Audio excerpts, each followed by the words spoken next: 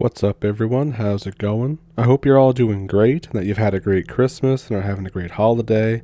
And it's Friday. They let us get here again. That means it's time for another episode of the TheLeaf podcast. The Christmas edition, I guess. Just before I get into a few really creepy and insane things that have happened around Christmas and a couple stories that I have, I also want to answer a couple questions. One question that I get semi-frequently now is, are you an AI? And if that was the case, I would be the worst AI. Who would make an AI with social anxiety? But no, I'm not an AI. My voice is just like this. I'm not even putting on a voice for the microphone or anything. This is just how I talk on a regular basis. Except for this week, of course, because I'm getting over a cold, and the sinuses are always the last thing to leave me. And the other question is, some people ask or email, would I ever go somewhere to do an investigation? And the answer is kind of complicated there. I don't know. The circumstances would have to line up. I think in the future, if the channel continues to grow, then I will definitely do maybe some investigations or whatever, but don't worry, I still won't show my face in them. I'll have some kind of body cam or something. I kind of thought about it every now and then. But in reality, we'll see what happens next year. To think I've been doing this since 2021, that's insane to me. So of course, as always, thank you all for, subscribing to the channel, sticking with me through all this, and just being here, and we can all share stories with each other. It's a very good community that we have here, and yeah, just thank you. So, with all that out of the way, I know what you guys are here for. I know what I'm here for. We're here for some stories, and some creepy stories at that. And boy, do I ever have a really creepy story from right around Christmas time. And this is by Anonymous. So, here we go. Some background info. I was a single mom when this happened. I had a 5-year-old son. We didn't get divorced. My husband died 3 years before this happened. He was unfortunately crushed to death in a machine at work. I got a lot of settlement money. With the money, I bought a Victorian house that was modified into a fourplex. The front of our house is our apartment, the sunroom up front. The first tenant has to walk by our apartment to get to their apartment on the first floor. I walk past the tenant's door to the back door. The back door of this house leads to a stairwell. The door has been modified. You need to be buzzed in and out of the stairwell, or have a key. This is mostly to prevent package theft. Those stairs give access to all the apartments, but are also the only way to the top 2 apartments. I rent these to people so I can work at home part-time to be there for my son. My son was and still is a great son. He's smart, talkative, gentle, very funny. He's friendly with everyone, sometimes even too friendly. I always spoil him at Christmas and birthdays. His grandpa on his dad's side always comes as Santa to visit every Christmas. My son loves getting personal visits from Santa. Around December, he talks about Santa all the time. But this particular year, he started to talk about Mrs. Claus as well, which was weird. I was hoping that he would maybe drop it, so I didn't have to try and get a Mrs. Claus to come visit every year too. My son and I have our usual morning routine. Breakfast, bath, and then I get him set up in the sunroom to play for an hour or two while I work in the living room adjacent. This day, I can hear him talking a lot. He sounds like he's having a conversation. I go to check on him. Our goofy dog follows me into the sunroom. The dog absolutely goes apeshit, runs to the window, barking and losing it like he just saw the devil. But this is not like our dog. I thought maybe there was a rabbit outside or something. But my son says that Mrs. Claus was coming to visit. And I think, okay, that's weird. And I go back to my work. The dog won't come with me though. In fact, the dog will not leave my son's side. 2 more times, I hear my dog bark and go ballistic at the window. People walk by our sunroom all the time to get to the back. He is used to it. I'm not sure why the dog is so upset. And then I hear a loud crash. My son starts crying. My dog is losing it. I rush in, but there's nobody around the sunroom. The dog is still freaking out at the window. My son is freaking out too, saying, "Mrs. Claus threw a rock at the dog. Mrs. Claus is mean." I take my son to another room to try and figure out what, if anything, that he saw. He said that he couldn't tell me about Mrs. Claus because then the Christmas magic wouldn't work and Santa wouldn't come. He said some other things about her magic, talking to him, offering him snacks, and doing little tricks. It sounded like a make-pretend to me, an imaginary friend. I still call Grandpa over to hang out with us for the rest of the day. He leaves that night. The dog wouldn't stop pacing around the house all night. The next morning, we do our usual routine again, but this time, I ask my son to stay in the living room with me. The dog is in the backyard playing. About 30 minutes later, I go to get the dog. The dog is dead. Foam coming out of its mouth. There's nothing wrong with him externally. My son is not okay. I'm not okay. The vet said it would cost serious money to do labs and an autopsy to figure out why he died. He was 7 years old and a large breed. The vet said natural causes, but we didn't believe it. It's still very tragic. My son and I go home, heartbroken. Later that evening, my son is hanging out and playing while I try to cook dinner and keep my mind off it. And then I hear him giggle a little for the first time all day. Then he goes silent. I run to go check on him, and he's laying flat on the floor. His lips are turning blue. I call 911 and go to the hospital. It turns out my son had somehow got into Benadryl and into a large dose of it and overdosed. CPS was called. So now CPS is coming around as if things weren't bad enough already. I childproof our house even more than it already is. Locks on top of the doors, medicine in the safe, etc. Hardcore childproofing. I also stop leaving my son alone at all now. I start sleeping on the floor of his room. I hear his little voice talking late one night. It sounds like he's having an argument. I shoot up fast, and I hear some banging noises, but see nobody. Again, he says that he was talking to Mrs. Claus. I'm starting to think that this is a ghost, but I manage to get back to sleep. The next morning, I get a call from a tenant. There's a squirrel trapped in the back staircase. Someone has propped her door open, and the animal got in. I chase it out, close the door, and I hang a sign reminding everyone not to prop open the doors. But the whole time, I felt watched. I was starting to really think that the house is actually haunted. I go back inside and do our morning routine. While I'm drinking my coffee, I start to feel really weird, really wrong. My vision blurs, and I have extreme fatigue. I suddenly can't stand upright. I knock my coffee mug over in my stupor. It spills. I notice white powder at the bottom of the cup. I try to call Grandpa. I drop the phone. The back doorknob starts to turn. The door was unlocked.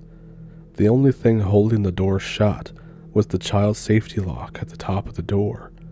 My son starts screaming and crying to let Mrs. Claus in. Grandpa shows up, and then the police show up shortly after. Locked in the back staircase, clawing at my back door like a rabid animal, was a white-haired, toothless old woman. She was skinny, emaciated, smelled like feces, but with white, curly hair and wire-rimmed round glasses. In the bushes surrounding the outside of the house, police found empty bottles of Benadryl, a step stool, some blankets, cans of food, and tons of trash. This woman had been sleeping outside of my house, talking to my child, convincing him to do things, even throwing stuff over the fence for him, or through open windows. She had convinced my son to dump a powder into my coffee that morning and convinced him to unlock the back door. She had been buzzed in mistakenly by a tenant and propped the door open for herself to come back later. She came back and hid. She probably watched me chase the squirrel around and hang the signs up. She had been tapping on windows trying to get my son's attention. When I tried to call Grandpa, the call went through before I dropped my phone. He heard the woman screaming and howling. I don't even remember any yelling. He heard my son screaming too, called 911 and rushed over. I had to explain to my son that she was pretending to be Mrs. Claus, which made him realize that Santa as a whole is people pretending. This is the second worst Christmas we've ever had. So for me, I can't imagine dealing with something like that, especially with a child involved. And not only that, she says it's the second worst Christmas, so I'm thinking, what was the first worst Christmas? Like, I got stressed out just reading it, so I can only imagine what it would be like to actually experience something like this. But I do pose the question to you. Have you ever had anything crazy and insane like this happen near or on Christmas? It's not even close to this, but I actually do have my own Christmas Eve kind of ghost story. So in the past, and I mean, we still do as much as we can, but back then I was a teenager and stuff, so it was just easier to get everybody together. But it's like a tradition of a lot of people around here. I think it's like this everywheres, but this is just like a tradition around here that I'm aware of. Basically, on Christmas Eve, Christmas Day, anytime right around Christmas, you drive around your town, village, whatever, and just look at the Christmas lights and just kind of take in the moment. Now, during this night, it was 2014, like I said, December 24th, 2014. I want to say it was 10 o'clock at night. It wasn't like super late. And I'm with my family. We're in my dad's truck, There had just been a pretty bad storm, so there wasn't as many people out. But all the people who had four-wheel drive were still out looking at lights. So we met a few people on the road, but that's not super important. The place where we were is a pretty, I don't want to say isolated because it's right off of the highway, but it's a more out there community. There's still like a lot of houses. It's just kind of off by itself, So they always have Christmas lights, and it's always cool to go see them and all that because some of them go all out. But this particular night, we drive by this specific house, and we see a family standing on the front lawn out in front of their house, and they're wearing like all old clothing. And I don't mean old as in it looked old. I mean like it looked pretty clean and new, but it was like early 1900s clothing. So at first, we thought that maybe they were doing some kind of display where they were caroling, just outside in the snow, because, you never know what people are going to do for Christmas. But as we're slowly driving by, we realize and remember, nobody lives in this house, and nobody has for 30, 40 years. And not only that, there's no power to this house, obviously. The house is never shoveled out. So how is there a family out in front of the house just standing there? And they didn't look like they were looking at us. I don't think they were. It was dark out. But just seeing them out there, standing there by some trees out on their front lawn, it was kind of shocking at first to see it. And I remember taking it in for a minute, and then I remember saying, is somebody living there now? Because during this time, I had just come home from college and stuff for Christmas. So for me, I was kind of out of the loop of the goings on in the area. And then my dad says, no one lives there still. That's the, whatever the guy's last name was, house. It pretty much took us driving the next few kilometers to really let it sink in what we saw. So we turned around and we're like, okay, we gotta see this again. when we come back around that same area, everything is as dark as could be. It was like that there was nothing there. The house was dark, there was no family outside. It was just really bizarre. And it's not like they could have went to the next house over, because where this specific house is, it's on a bigger plot of land. So there's quite a bit of property, and across the road is a swamp. Now, of course, it could have been a prank. It could have been that we saw the end of something, but I personally believe that we 100% saw some version of the old family that used to live there way, way back in the day. And now this other thing that I would like to talk about is I was reading last night trying to look up some weird stuff that happens around Christmas time and all that. And what I came across was a bunch of stories of people that claim to have seen a man in red or claim to have seen Santa Claus. And I don't mean this in as you were a kid and you saw a family member dressed up. Some of these people are in their 40s and they see this. And the theory was that they didn't actually see Santa Claus or a man in red, and that it's something called a screen memory. Basically, it's what you think you saw or what you think you experienced, when in reality, you were being abducted. So I just wanted to know what you all think of this. If there's any interest in it, then maybe in a future episode, I'll try to compile some specific experiences, and I'll try to go over them. Maybe, I don't know, depending on if you want that or not. I just thought that it was really weird how someone even saw what they said looked like a sleigh in the sky, and it's like a mesmerizing, blinking red light, similar to what you'd think Rudolph's nose would be. And then all of a sudden, they find themselves, hours later, still standing there. Or, in one case, it was 3 blocks away, and his clothes were on backwards. So if you think that that might be something for a different episode, then feel free to let me know. And with that, I hope you have a Merry Christmas, a Happy Holidays, and I'll see you in the next one. Make sure to tune in Sunday for that video, and I'll see you there. Thank you for pulling up a stump. Thank you for being here all this time. And thank you for just sticking with me for the past 3 years. And hopefully, we'll have many more. And one more thing, it's weird too, that we have a saying out here, I guess, in Eastern Canada. It's probably all of Canada and everywhere. It's just the only place I've heard it. Where we always say, hey, did Santa find you? Or I hope Santa found you. Stuff like that. Which kind of takes on a whole new meaning now that we're talking about screen memories of seeing Santa Claus. It's pretty ironic, isn't it? But yeah, see you Sunday. Have a good weekend. Merry Christmas. Happy Holidays.